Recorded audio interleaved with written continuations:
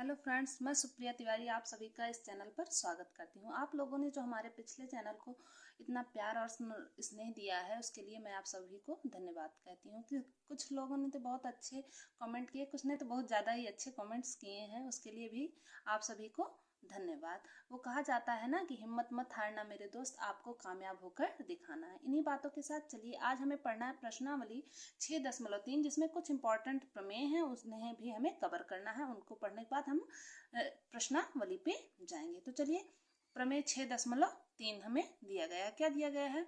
यदि दो त्रिभुजों में संगत कोण बराबर हों तो उनकी संगत भुजाएं एक ही अनुपात में होती हैं और इसलिए ये त्रिभुज समरूप होते हैं। जैसे दिया गया है कि दो त्रिभुज हैं, ये हमारे त्रिभुज A B C P Q R है।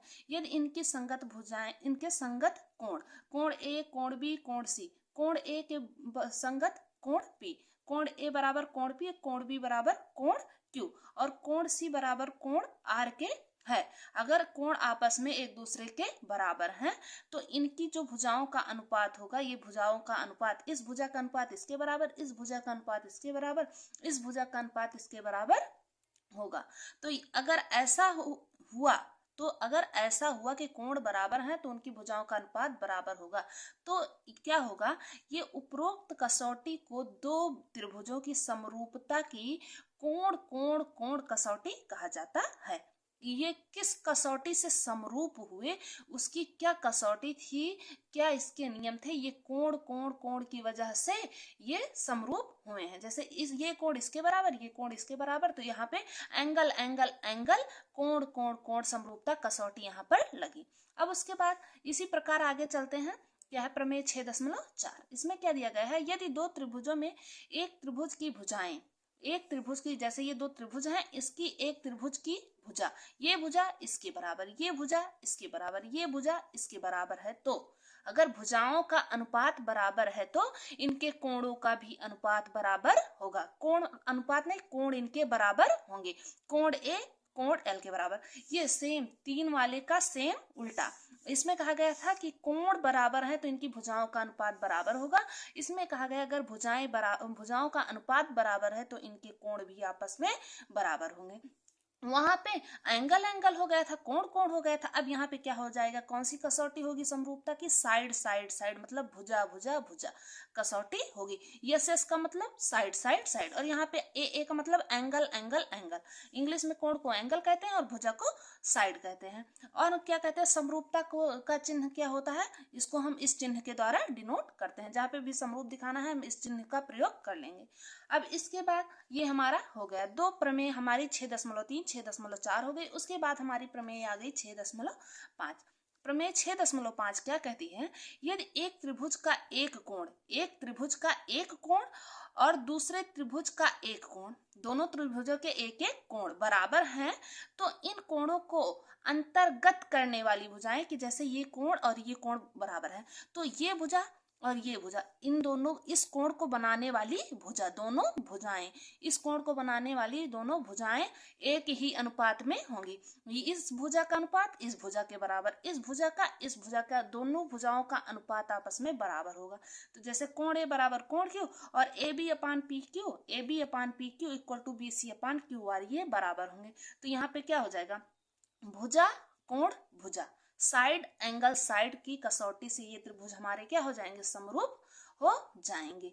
तो इतनी तीन बात समझ में आ चुकी होंगी जो हम आज के क्वेश्चन में यूज करने वाले हैं, जो हम प्रश्नावली 6.3 करने वाले हैं, इन्हीं चीजों का प्रयोग होने वाला है। तो चलिए इसके बाद हम प्रश्न के तरफ चलते हैं। यहाँ पे दिया गया है कि प्रश्नावली 6.3, पहला दिया गया है कि बताइए कि आकृति 6.34, ये हमारी 6.34 की कुछ आकृतियां हैं, एक ही नहीं, इसमें 3 4 5 कुछ आकृतियां हैं जिन्हें हमें समरूपता की कसौटी पर दिखाना है कि ये समरूप है कि नहीं। तो चलिए इनको हम सॉल्व करते हैं।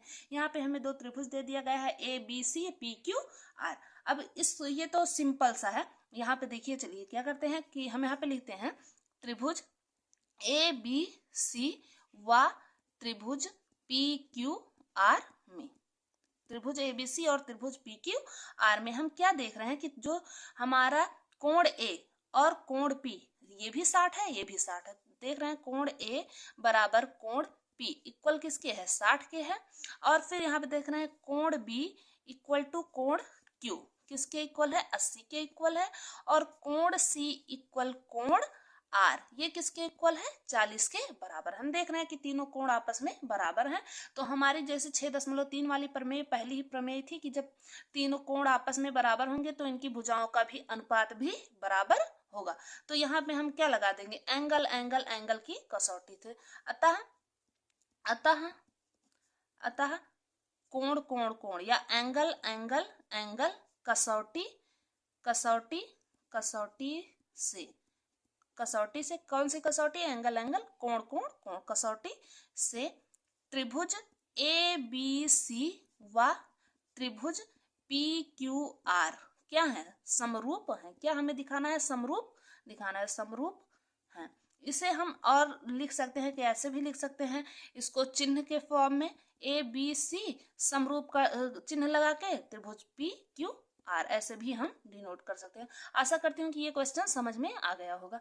अब इसके बाद पहला आ गया, अब इसके दूसरा क्वेश्चन हम देखेंगे। यहाँ पे दूसरा क्वेश्चन दिया गया है, क्या दिया गया है, यहाँ पे त्रिभुज दिया गया है A B C P Q R दिया गया है। अब यहाँ पे भी हमें देखिए कोण तो दिया नहीं गया है, इसकी क्या दी गई है, साइड दी गई है, इसकी साइड बताई गई है। तो चलिए हम इसमें लगाते हैं, यहाँ पे लिखेंगे त्रिभुज ए बी सी व त्रिभुज पी क्यू आर में, त्रिभुज ए बी सी व त्रिभुज पी क्यू आर में। अब त्रिभुज ए बी सी में देखिए यहाँ पे ये 2 है, 3 है, 2.5 है, और यहाँ पे 4 6 5। अब ऐसा नहीं है कि ये 2 है तो इसके सेम सिमिलर ऐसे मिल जाएगा। अब इसमें हमें घुमाने के लिए कुछ इसको फिगर को, अगर हम ये क्या करेंगे, इस फिगर को यहाँ से ऐसा घुमा देंगे, ऐसा फिगर को ऐसा घुमाएंगे तो ये 4 वाली लाइन इधर चली जाएगी, 6 वाली लाइन इधर चली जाएगी और 5 वाली नीचे आ जाएगी। तो सेम इस वाले त्रिभुज के सेम बन जाएगी। तो अगर हम इस फिगर को थोड़ा इधर से ऐसे घुमाएंगे तो हमें मिल जाएगा। तो देखिए यहाँ पे हमारी ये भुजा ए बी अपान अगर घुमा देंगे तो A B upon Q R हो जाएगा, A B upon Q R. तो ए बी 2 है और क्यू आर क्या है, 4 है। तो ए बी अपान 2 1 कम 2 2 दूनी 4 1/2 मिल जाएगा। अब हमने घुमाया था। अब यहाँ पे क्या है दूसरा, बी सी बटा ये वाली नीचे आ जाएगी पी आर, बी सी बटा पी आर। तो यहाँ पे ऊपर 2.5 है बटे 5, तो 2.5 दूना 5 होता है, तो हम यहाँ पे 1/2 लिख सकते हैं। अब यहाँ पे देखिए ए सी अपान क्यूपी या पी क्यू, क्यूपी या पी क्यू कुछ भी लिख सकते हैं। पी क्यू कितना है, यहाँ पे 3 है और बटे में 6, तो 3 दूनी 6, इसको भी काटेंगे 1/2। तो यहाँ पे देख रहे हैं कि भुजाओं का अनुपात आपस में बराबर है, इसका भी बराबर, इसका भी बराबर, इसका भी बराबर। तो हमें यहाँ पे कौन सी कसौटी लगाएंगे, ये साइड साइड भुजा, साइड साइड साइड से। अतः साइड साइड साइड साइड या भुजा भुजा भुजा भुजा भुजा भुजा भुजा भुजा भुजा कसौटी से कसौटी से त्रिभुज ए बी सी समरूप त्रिभुज पी क्यू आर, समरूप त्रिभुज पी क्यू आर है, हमने इसे दिखा दिया। अब चलिए इसके बाद हम 3rd नंबर वाले फिगर पे आते हैं। यहाँ पे हमें दिया गया है, ये फिगर दिया गया है। अब यहाँ पे क्या है, एल एम पी, अब यहाँ पे भी हम लिख देंगे त्रिभुज एल एम पी व त्रिभुज डी ई एफ में। अब देखिए यहाँ पे भी हमें कुछ दे दिया गया है, इधर उधर कुछ दे दिया गया है। इसमें भी जैसे ये 2 का दूना 4, 2 दूना 4, 3 का दूना 6, तो 1/2, 2 भुजाओं का अनुपात तो सेम है लेकिन 2.7 का ये 5 आ गया। अगर 2.5 होता तो ये भुजा हमारी आपस में बराबर होती। यहाँ पे हमें देखिए, यहाँ पे अब हम लिखेंगे एमपी अपान डीई, एमपी अपान डीई। एमपी कितना है, 2 है, डीई कितना है, 4, तो यहाँ पे 1/2 आ गया। एमपी अपान डीई यहाँ पे 1/2 आ गया। अब क्या करेंगे, एलपी अपान डी एफ, एलपी कितना है, 3 है और डी एफ हो गया है 6, तो 3 दूनी 6, 1/2 ये भी हो गया। लेकिन यहाँ पे 2.5 होता तो 2.5 दूना 5 हो जाता, लेकिन यहाँ पे क्या है, एल एम अपान ई एफ क्या है, 2.7/5। तो 2 तो इक्वल था, 2 का अनुपात, 2 भुजाओं का अनुपात तो इक्वल था, लेकिन तीसरी भुजा का अनुपात इक्वल नहीं है। तो हम यहाँ पे क्या करेंगे कि त्रिभुज एल एम पी व त्रिभुज DEF समरूप नहीं है। क्या दिखाएंगे? समरूप नहीं है, समरूप नहीं है, समरूप। आशा करती हूँ कि ये समझ में आ गया होगा, इतना मुश्किल भी नहीं था। यहाँ पे बस थोड़ा सा 2 का दूना 4, 3 दूनी 6, और यहाँ पे अगर 2.5 होता तो 5 हो जाता, लेकिन यहाँ पे है नहीं, इसलिए ये समरूप नहीं है। अब इसके बाद हम आएंगे 4 नंबर वाले इसके क्वेश्चन पे। चलिए, यहाँ पे दिया गया है। अब यहाँ पे हमारी जो साइड एंगल साइड वाली कसौटी है वो लगेगी, प्रमेय 6.5 लग जाएगी। देखिए यहाँ पे क्या है, यहाँ पे हमें 2 साइड दे दी गई है और एक एंगल दे दिया गया। तो चलिए हम लिखते हैं त्रिभुज MNL व त्रिभुज PQR में, त्रिभुज MNL व त्रिभुज PQR में। अब हम देखिए यहाँ पे कोण यम और कोण Q इक्वल है, कोण यम इक्वल टू कोण Q, क्योंकि ये भी 70 है और ये भी 70 के बराबर है, तो 70 अंश दोनों है। और क्या दिया गया है, यहाँ पे दे दिया गया है। अब कुछ बच्चे यहीं पे गलती कर देते हैं कि 5 बराबर हो गया और 2.5 10 बराबर नहीं हुआ, ये क्वेश्चन हमारा समरूप नहीं है, गलत। लेकिन यहीं पे गलती होती है। यहाँ पे क्या हो गया, 2.5 दूना 5, और इसमें एक गलती ये भी होती है, देखिए जो दोनों मिलाने वाली इस कोण को बनाने वाली भुजाएं हैं, इस कोण को बनाने वाली भुजाएं, उन्हीं का अनुपात लिया जाएगा, इस तीसरी भुजा का अनुपात नहीं लिया जाएगा। तो यहाँ पे हमें दिया गया है ना, दोनों कोणों को मिलाने वाली भुजाएं ही दी गई हैं। तो यहाँ पे हमारा हो जाएगा MN अपान क्या हो जाएगा, PQ, MN अपान PQ। MN कितना है, 2.5 है, और PQ कितना है, 5, तो 2.5 दूना 5, 1/2 का अनुपात हो गया। अब यहाँ पे क्या हो जाएगा, ML अपान QR, ML अपान QR। तो यहाँ पे ML कितना है, 5 है, QR 10 हो गया, तो 5 दूनी 10, 1/2 के अनुपात में हो गया।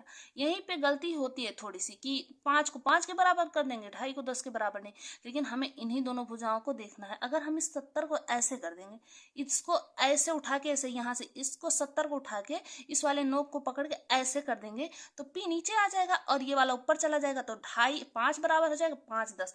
इसको थोड़ा 3D में सोच के देखिए कि अगर हम इसको यहाँ से ऐसे उठा के ऐसे पलट दें, ऐसे इस लाइन को यहीं पर रखें, इस लाइन को यहीं पर रखें, बस यहाँ से थोड़ा सा इसको उठा के इधर रख देंगे, तो हमारा ये त्रिभुज जो सही वे में दिया गया था इसी प्रकार ये बन जाएगा। तो यहाँ पे ये सही हो जाएगा। अब चलिए यहाँ पे क्या हो गया, हमने देख लिया कि एक एंगल बराबर है, 2 साइड्स बराबर हैं, तो क्या हो जाएगा कि हमारा साइड एंगल साइड कसौटी से भुजा कोण भुजा कसौटी से त्रिभुज MNL व त्रिभुज PQR समरूप है।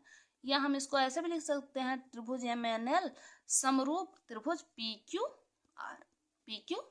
अब चलिए इसके बाद हम 5वां नंबर क्वेश्चन देखते हैं। अब यही क्वेश्चन है जिसमें बच्चे गलती कर देंगे। यहाँ पे कहेंगे 2.5 दूना 5, 3 दूनी 6, बढ़िया समरूप है, 80 है, लेकिन अब हो गई गलती। यहाँ पे क्या दिया गया है कि हमें बताया गया था प्रमेय में कि इस कोण को बनाने वाली दोनों भुजाओं का अनुपात लेना है, लेकिन देखिए अगर ये 3 होता तो हमारा ये हो जाता, लेकिन तीसरी भुजा दे दी गई है ना, तो यहीं पे बच्चे गलती कर देते हैं। अब गलती हमें नहीं करनी, हमने गलती पकड़ ली है। अब चलिए यहाँ पे हम लिखते हैं इसको, त्रिभुज ABC व त्रिभुज DEF में हम देखते हैं। अब त्रिभुज ABC और DEF में हमें क्या दिख रहा है कि एक कोण तो इक्वल है, तो देख रहे हैं कोण A इक्वल कोण F, क्यों, क्योंकि दोनों 80 अंश के बराबर हैं। अब देख रहे हैं कि जो भुजा है, एक भुजा AB और एक भुजा FD, एक भुजा AB और अपान FD किसके बराबर है, 2.5 और 5, 2.5 दूना 5, 2.5 दूना 5 होता है, 1/2 के अनुपात में ये है। लेकिन अब देख रहे हैं कि 3 दूनी 6 तो होता है, लेकिन अगर ये 3 यहाँ की बजाय यहाँ पे होता तो ये हमें समरूप मिल जाता, लेकिन तीसरी भुजा 3 दे दी गई है, अगर ये यहाँ पे दिया गया होता तो ठीक था, लेकिन अब इसी गलती की वजह से यहाँ पे ये हमारा त्रिभुज समरूप नहीं होगा, क्योंकि प्रमेय में कहा गया था कि मिलाने वाली भुजाएं, जो कोण को बनाने वाली दोनों भुजाएं हैं, उन्हीं का अनुपात सेम होना चाहिए, उनका अनुपात बराबर होना चाहिए। तो अतः हम लिख सकते हैं, अतः त्रिभुज ABC त्रिभुज अतः त्रिभुज एबीसी व त्रिभुज डीईएफ समरूप नहीं है, समरूप नहीं है, समरूप नहीं है। हम इसको लिख सकते हैं। अब हमारा 5वां नंबर क्वेश्चन हो गया। आशा करती हूँ कि ये समझ में आ गया होगा। अब उसके बाद चलेंगे हम 6वें नंबर क्वेश्चन पे। अब यहाँ पे हमें देखना है, क्या देखना है, त्रिभुज D E F P Q are में हमें तो पहली प्रमेय जो 6.3 थी वो दी गई थी कि हमारे तीनों कोण आपस में बराबर होंगे, लेकिन हमें यहाँ पे तो 2 ही कोण दिया गया। अब क्या करेंगे, अब एक कंडीशन हम जानते हैं कि त्रिभुज के तीनों कोणों का योग किसके इक्वल होता है, 180 के इक्वल होता है। तो अब हम यहाँ पे लिखेंगे, यहाँ पे हम लिख लेंगे कि त्रिभुज के तीनों कोणों का योग 180 का योग किसके बराबर होता है, 180 के बराबर होता है। अब देख रहे हैं कि यहाँ पे एक 70 है, 80 है, 80 है, 30 है। तो हम क्या इस कोण का मान और इस कोण का मान नहीं निकाल सकते, निकाल सकते हैं। अब लिखेंगे त्रिभुज डी ई एफ में कोण एफ का मान क्या हो जाएगा। अगर हम 180 में से इन दोनों को जोड़ के घटा देंगे, 180 में से 80 धन 70 जोड़ के घटा देंगे तो हमें मिल जाएगा ना ये तीसरा कोण।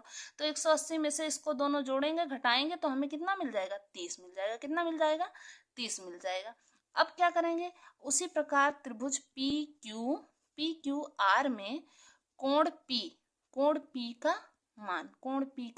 मान क्या हो जाएगा, 180 में से इन दोनों कोणों को जोड़ के घटा देंगे, 80 धन 30 कर देंगे, घटा देंगे। तो यहाँ से हमें कितना मिल जाएगा, ये 70 मिल जाएगा। इस कोण का मान 70 मिल जाएगा, इस कोण का मान 30। अब देखिए हमें ये दोनों त्रिभुज सेम दिख रहे हैं ना।